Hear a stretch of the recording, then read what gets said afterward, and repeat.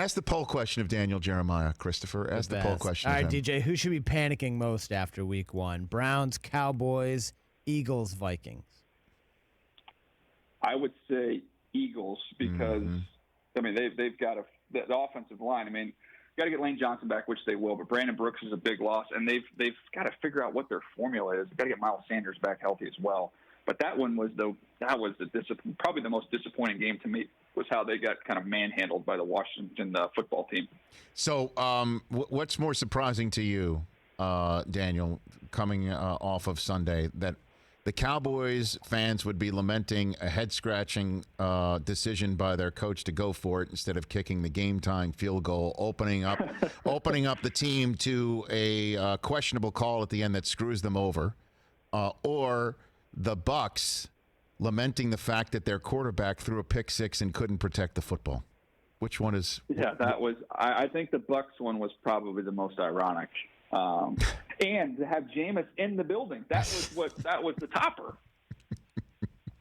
What'd you make of Brady's performance? Did you look at that tape yet?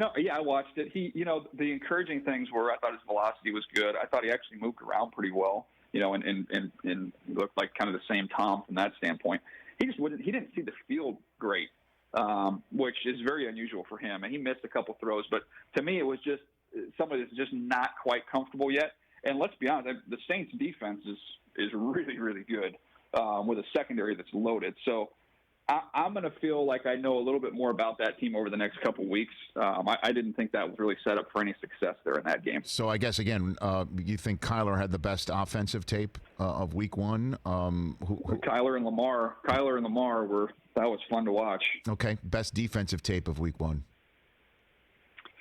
Oh, I mean, I haven't got a chance to watch the Steelers tape from last night, but I mean, golly, I think they're going to have the best defense in the NFL this year. I really do. What about Chase Young, second overall pick? What about him? Yeah, he was outstanding and a complete player too. I mean, held up very well against the run, played really hard. Montez Sweat is really good on the other side as well. So I mean, they have a really good front. So they don't have the other pieces that the Niners had, last year on the offensive side of the ball where we could kind of see, okay, wow, this team's going somewhere. Right. But that defensive front is legit. Hey, you watched all the way to the end. Thanks for that. Watch more right here.